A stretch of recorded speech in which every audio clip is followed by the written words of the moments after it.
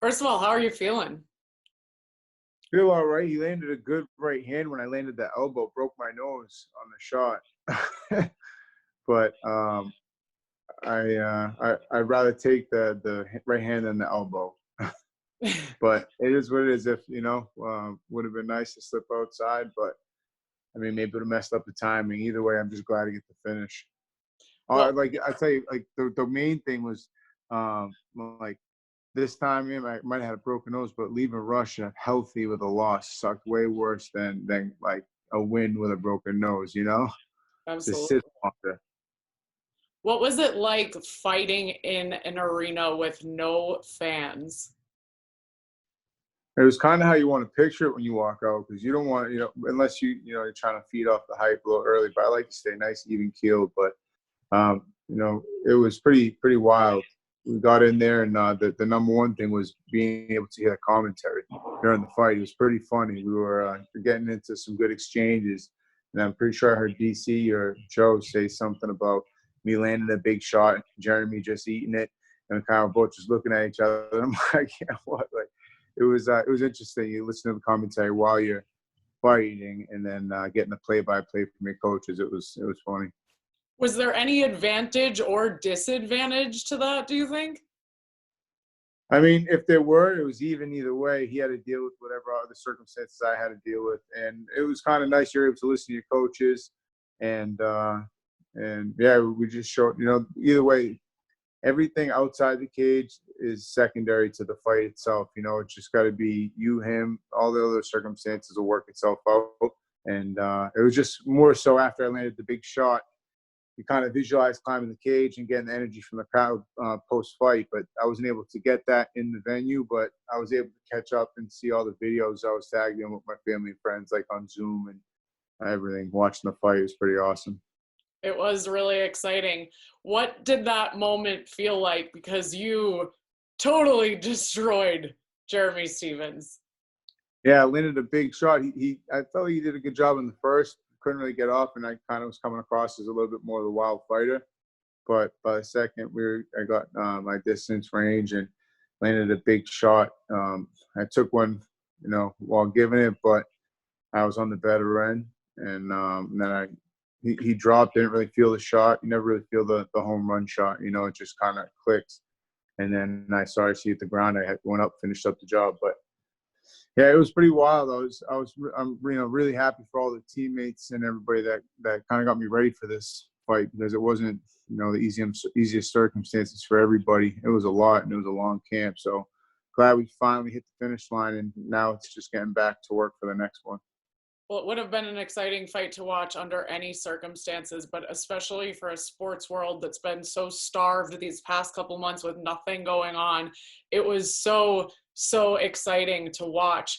What was it like being able to have your New England Cartel there with you, at least, even though there weren't fans in the arena? Yeah, ride or dies, man. I go anywhere, fight anywhere in the world with them, and yeah, I feel comfortable taking on any fight anywhere. With them in my corner, I'm good to go. I feel confident we could take on anybody. Now, the first round, first of all, have you watched the fight back yet?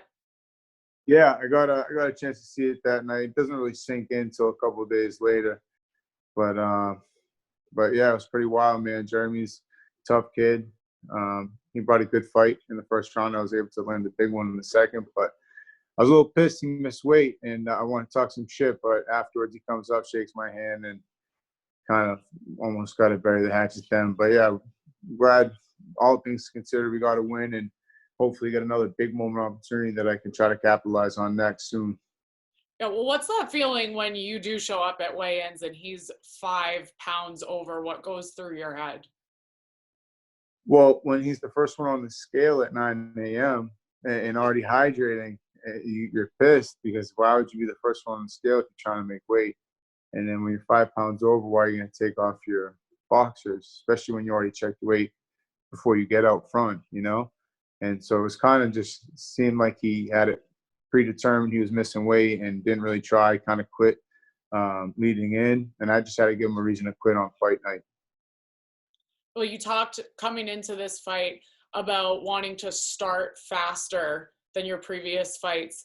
When you look back and feel out the first round and the adjustments you were able to make in the second round, how do you feel about your ability to have started a little bit faster? Yeah, Jeremy kind of got that out of me a little bit, that dog fight. Um, but I was downloading a little bit in the beginning, trying to stay safe, feel them out, and then started exchanging more planting our feet in the second, like Joe was saying. And then he stayed in the pocket on one of the big shots. He probably thought I went to was something. I landed a big elbow. And I just been working a lot with my Thai coach, Jake Manini. We've been practicing a ton, getting a lot of mitt work in for the last 5 months.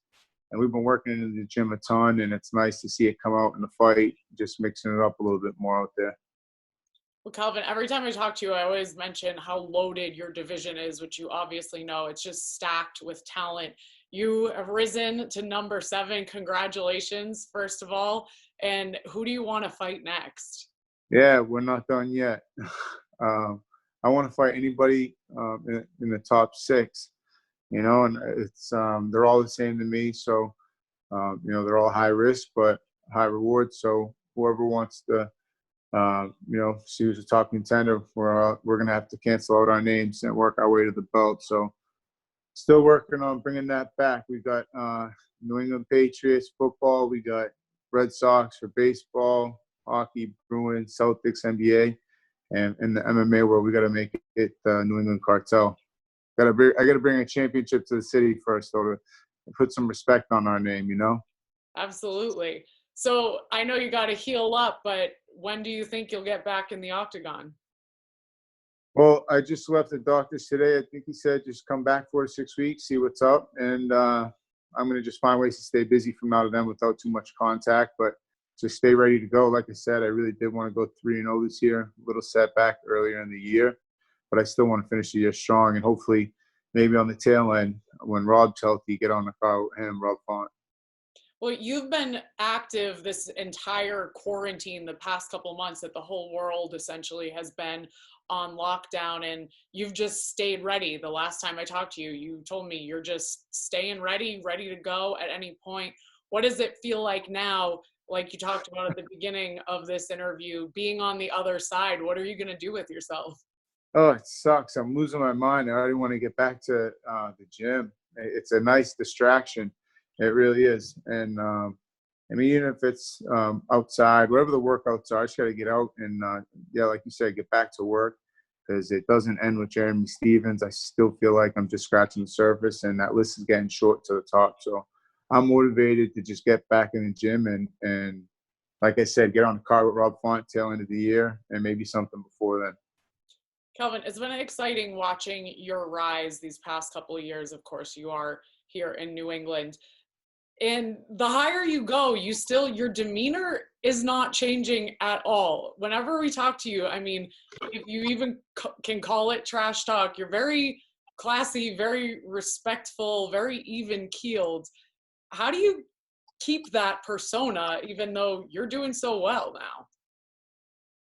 I don't know. I try. I mean, mentality is practice every day, man. And I had, like I said, good representation of that from being from New England, and just studying the greats, man. They're all preaching about it. I think that's what sets the difference between the good and the great, is just their mental approach to the game, and that's just something I've been trying to dial in on. But